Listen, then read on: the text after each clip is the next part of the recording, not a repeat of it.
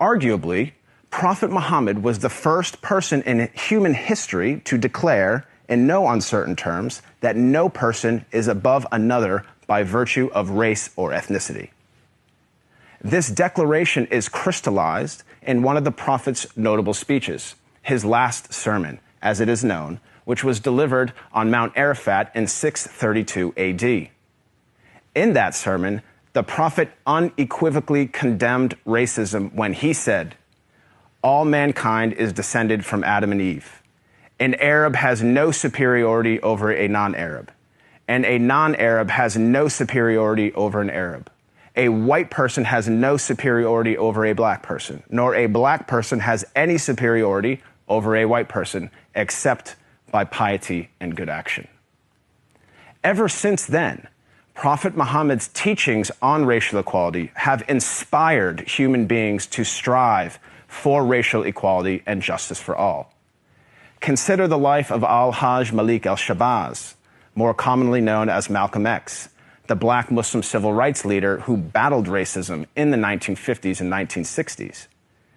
After performing the Hajj, or Islamic pilgrimage, to the city of Mecca, Malcolm wrote his famous letter from Mecca, in which he said, "There were tens of thousands of pilgrims from all over the world.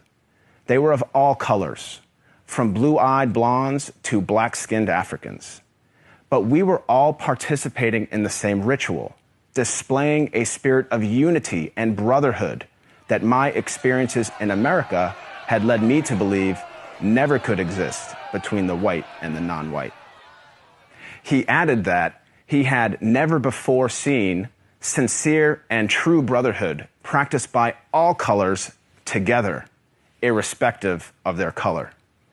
The Hajj for Malcolm represented a shift away from racism and towards racial equality. The teachings of Prophet Muhammad encouraged all people to strive towards anti-racism, which is quite different than simply non-racism. While non-racists do not openly express prejudiced views, they also do not work to dismantle racism in any given society. The Prophet of Islam actively challenged and dismantled the covert, the overt, and the systematic racism around him. He identified racism as a symptom and identified its root cause as arrogance in the human heart. As our world becomes more and more diverse and interconnected, it is imperative that we strive to follow the teachings of Prophet Muhammad.